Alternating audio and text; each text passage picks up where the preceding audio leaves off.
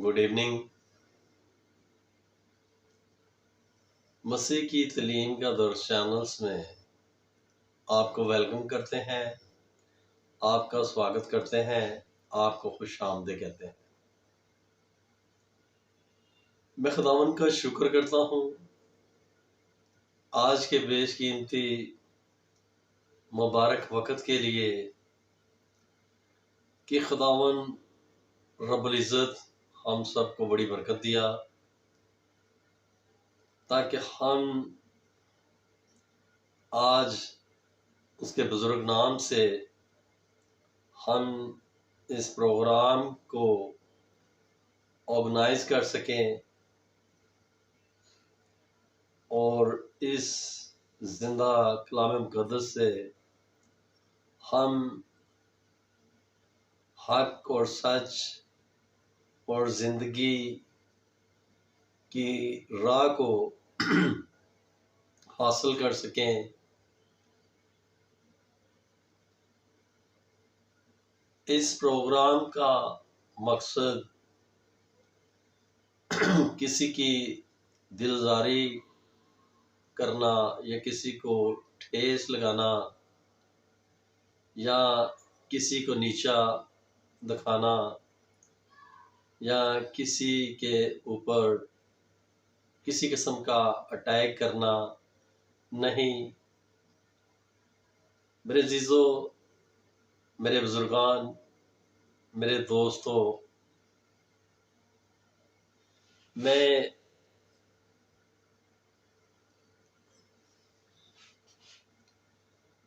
आप सबका बड़ा शुक्रगुजार हूँ कि आप पिछले प्रोग्राम में भी शिरकत फरमाए और आपने इस प्रोग्राम में अच्छे से तहम्मुल मजाजी और हिकमत का मुज़ाहरा करते हुए आपने पूरे माहौल को अच्छा बना रहने के लिए अपनी हिकमत का मुज़ाहरा किया और मैं खुदावंद रब्बुल इज़्ज़त का लाखों बार शुक्र करता हूँ कि खुदावंद रब्बुल इज़्ज़त इसी तरह हमारी मदद फरमाता रहे ताकि हम मिलजुल कर इस भाईचारे को, इस प्यार और मोहब्बत को, हम इस रफ़ाकत और शराकत को बढ़ा सकें और हम एक दूसरे के ऊपर हम चीकड़ या कोई किसी किस्म का किसी के ऊपर हम ना उछाल सकें, ना किसी के ऊपर हम किसी किस्म का इंतशार, ना हम किसी किस्म का कोई फतवा किसी के ऊपर लगा सकें। इस प्रोग्राम का मकसद जिंदा खुदा को जानने के लिए और जिंदा खुदा के जिंदा कलाम की तलीम के ऊपर अमल करने के लिए मबनस है। मेरे अजीज़ों, मेरे दोस्तों, मेरे बुजुर्गान और जो साहिबान जिंदा खुदा के तलबगार हैं और जिंदा खुदा के इल्म के मतलाशी हैं, आज इस प्रोग्राम में वो जिंदा कलाम मुक़द्दस से, वो इल्म के ख़जानों से भरने पाएँ हर उस छोटी बात को वो अच्छे से सीखना और समझना पाएँ, ताकि वो जो खुदा के कलाम से और खुदा के कामों से बहुत दूर हैं, और जो इस ज़माना जदीद में जो दुनियादारी की ऐशोआराम और दुनियादारी की रंग रलियाँ और दुनियादारी की चमक दमक में अपने आप को नाफरमानी की ज़िंदगी में मसरूफ़ किए हुए हैं, ये बगावत उनको किस हद तक लेके जाएगी, ये वो हरगिज़ नहीं जानते। मेरे अज़ीज़ों, मेरे दोस्तों, मेरे बुज़ुर्गान, आए हम उस बात की तरफ जो खुदा का ज़िंदा कलाम हमें बताता, और हम उसकी तालीम के ऊपर हम मुकम्मल तौर पे पैरवाई करने वाले बने, और हम एक दूसरे के ऊपर कीचड़ मत उछालें, एक दूसरे के ऊपर फतवा मत जारी करें, एक दूसरे के ऊपर हम किसी किस्म का तशद्दुद और किसी किस्म का जुल्म करने की तालीम से हम बाज आएँ, गलत दीन से हम बाज आएँ। ऐसी तालीम के ऊपर हम अमल करने वाले बने, ताकि हम अच्छे से अपनी ज़िंदगियों को अपने खुदावन में मजबूत कर सकें, और अपने खालिक और मालिक, अपने खल्क़े खुदा की मर्ज़ी के मुताबिक हम इस प्यार और मोहब्बत को आपस में कायम कर सकें और अपनी ज़िंदगियों को खुशगवार बना सकें। खुदावंद रब्बुल इज़्ज़त आप सबको बड़ी बरकत दे। और आज हम ज़माना कदीम से जो मसीह का कलाम मुक़द्दस है, उस कलाम मुक़द्दस को हम पढ़ेंगे, जानेंगे, समझेंगे, सीखेंगे। अगर मसीह का कलाम मुक़द्दस हमारी रूह को छुए और हमें मुतमईन करे और हमें नजात बख्शे और नजात की राह दिखाए, तो हम सबको इसके ऊपर ईमान लाने में कोई किसी किस्म की तकलीफ़ या कोई किसी किस्म की आपत्ति नहीं होनी चाहिए, बल्कि हमें इस नजात बख्श कलाम के ऊपर मुकम्मल तौर पे अपने ईमान को लाना चाहिए, ताकि हमारी ज़िंदगियां भी निजात पाएँ और हमारे सबब से हमारा पूरा घराना भी निजात पाए और हमारा ख़ानदान भी निजात पाए, और अब्दी ज़िंदगी के हम सब वारस ठहराए जाएँ। यीशु मसीह नासरी के नाम की सलाह में खुदावंद रब्बुल इज़्ज़त आप सबको बड़ी बरकत दे। आए अपनी तवज्जो को मतवज्जो करें, ताकि खुदावंद के ज़िंदा कलाम मुक़द्दस से बड़ी बरकत पाएँ और हम खुदावंद की मर्ज़ी को जानने पाएँ।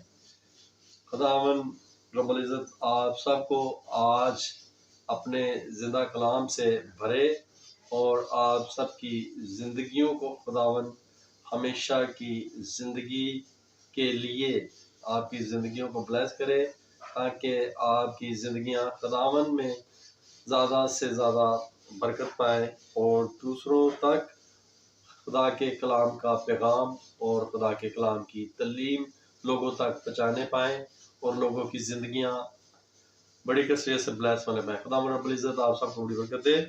आए कलाम मुक़द्दस से हम पढ़ेंगे।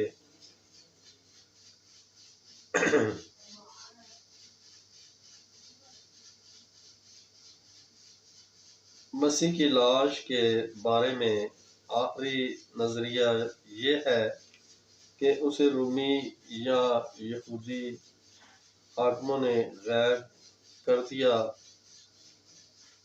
बेशक ये एक बड़ी अहम बात है कि जहाँ अंजील जलील में ये बयान किया गया है कि यीशु मसीह की लाश गायब हो गई, वहाँ ये बयान भी मिलता है कि कफन कब्र में जूं का त्यों पड़ा रहा। जब हम हज़रत यूहन्ना के बयान के बगैर मुताला करते हैं तो कफन के मतलब 3 मुख्तलिफ खसूसियात नज़र आती है। पहली उन्होंने दिखाई कि सूती कपड़े पड़े हैं। ये अल्फाज अहम होने के बायस 2 मरतबा इस्तेमाल हुए हैं। आयत 5-6 दूसरी, वो रमाल जो उसके सर से बंधा हुआ था सूती कपड़ों के साथ नहीं बल्कि लिपटा हुआ एक जगह अलग पड़ा है। इसका ये मतलब नहीं कि वो सर से उतार कर कोने में फेंक दिया गया था, बल्कि ये कि वो कफन से थोड़े फासले पर था। तीसरी ये कि वो रुमाल लिपटा हुआ था। लिपटा हुआ ये मतलब है कि जिस शक्ल में वो रुमाल सिर से लिपटा हुआ था वैसे ही वो वहाँ पड़ा था। इस सारे मंजर को जैसे उन 2 हवारियों ने कब्र पर पहुंचकर देखा, चश्म तस्वीर से देखना मुश्किल नहीं। जब वो कब्र के अंदर गए तो उन्होंने वहाँ पत्थर की साल पर जिस पर लाश रखी हुई थी, पिचका हुआ कफन और सर पर लिपटाया गया रुमाल खोल की सूरत में कफन से थोड़े फासले पर देखा। इसमें हैरत की कोई बात नहीं कि क्यों उन्होंने देखते ही यकीन कर लिया था। कफन पर निगाह डालने से ही मसीह के जी उठने की नवीयत ज़ाहिर होती है। साफ ज़ाहिर था कि उसे ना तो इंसानी हाथों ने छुआ और ना उतारा। उसमें से यीशु मसीह का जज्ब मुबारक ऐसे निकल गया जैसे रेशम का कपड़ा अपने खोल में से निकल जाता है। कफन की इस हालत का मकसद ये था कि मसीह के मुर्दों में से जी उठने की हकीकत साबित हो जाए। इस बात का मज़ीद सबूत इस बात से मिलता है कि मरियम मगदलूनी ने दोबारा कब्र पर आकर क्या कुछ देखा। पहले वो हवारियों को इस वाक़े की खबर देने लौट गई थी। मरियम ने जब कब्र की तरफ झुककर अंदर नज़र की तो 2 फरिश्तों को सफ़ेद पोशाक पहने हुए एक दूसरे को सरहाने और दूसरे को पनाने बैठे देखा। जहाँ यीशु की लाश पड़ी थी यूहन्ना 20 बाब और उसकी 12 आयत। गालबा इसका मतलब ये है कि जिस पत्थर की साल सेल पर लाश रखी गई थी, फरिश्ते उस पर बैठे हुए थे और कफन उनके दरमियान था। हजरत मसीह और हजरत मरकज इस बयान में ये इजाफा करते हैं कि उनमें से एक ने कहा वो यहाँ नहीं है क्योंकि अपने कहने के मुताबिक जी उठा है। आओ ये जगह देखो जहाँ कदामन पड़ा था। मत्ती की अंजील और उसका 28 बाब उसकी 6 आयत, मरकज 16 बाब और उसकी 6 आयत। हवारी और फरिश्ते दोनों ही ये समझते थे कि कफन की हालत और लाश का गैब होना मसीह के मुर्दों में से जी उठने का सबूत है। अंजील जलील के कायरीन इस अमर से बखूबी वाकिफ हैं कि यसु मसीह जी उठने के बाद अपने शागिर्दों पर ज़ाहिर हुए। अंजील मुक़द्दस में मसीह के जी उठने के बाद 10 मरतबा ज़ाहिर होने के जिक्र मिलता है। आप मंदिर ज़िला लोगों को मुख्तलिफ मौक़ों पर दिखाई देते। मरियम मगदलूनी को यूहन्ना 20:11-13 उन 2 औरतों को जो कब्र पर से वापस आ रही थी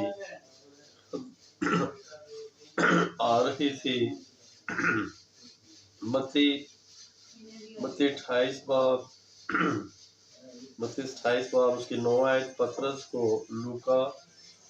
लूका 24 बाब उसकी 34 आयत। पहला ग्रंथियों उसकी 15 बाब उसकी 5 आयत की राह पर दो शागिर्दों को 500 से ज़्यादा को गालबन गलील के पहाड़ पर